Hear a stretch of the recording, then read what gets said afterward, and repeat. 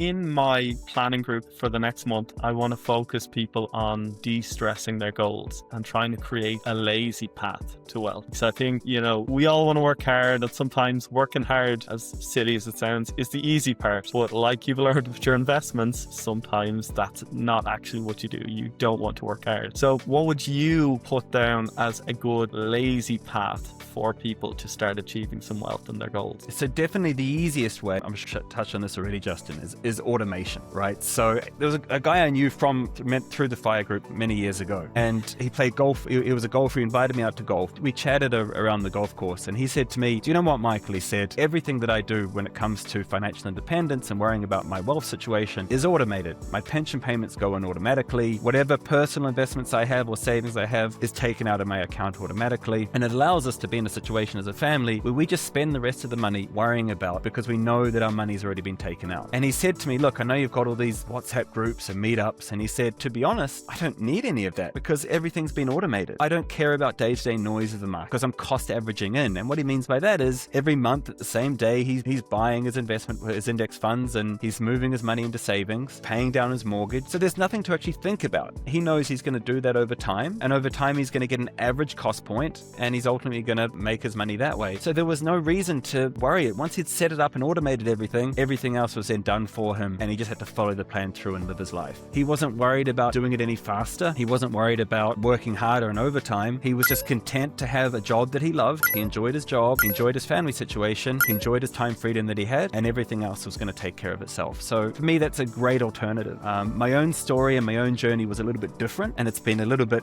frustrating in a way, and I'll get to that part, because I didn't like what I did. And occasionally at the meetup groups and people you do meet people that generally don't like what they do for work. And so for me, it was about an escape from work, which was kind of a bad motivation, because of course what ended up happening is through all the hard work that I did to try and escape and get out, I did end up finding a job that I actually loved. So, the big thing actually wasn't work hard to get out of it. It was just find work that you love so that the whole process can be easier, less stressful, and you can do it at your own pace. So it's been a lesson for me from that point of view to realize that I was effectively digging myself out of a hole where really I was chasing the wrong goal in the first place. I think a point you touched on there, which is great, is tell people this often, that when you start building some of the basic grounds, you have some savings, you have, say, a year of money either in investments or savings, that if you lose your job, you're out. You can swap jobs, and people end up stuck in jobs they hate. But if you are going, right, I have a year put in the bank, if I can swap jobs and it doesn't work out, I could probably go back to my crappy job after a couple of months. And you don't get that if you haven't built up that financial base. So it's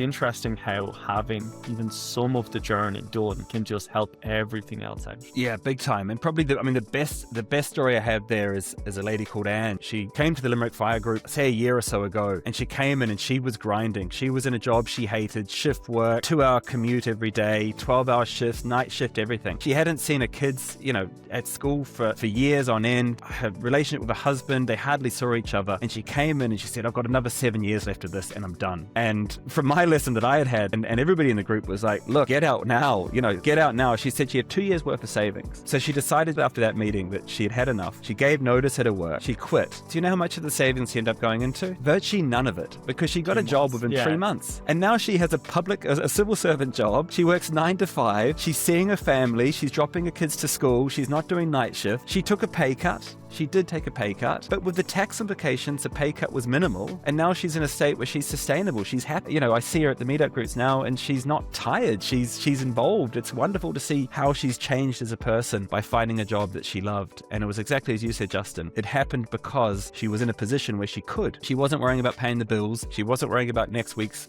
payment coming in for her wages. She had enough put away that it allowed her to take stock and reflect on life and reflect on what she actually wanted.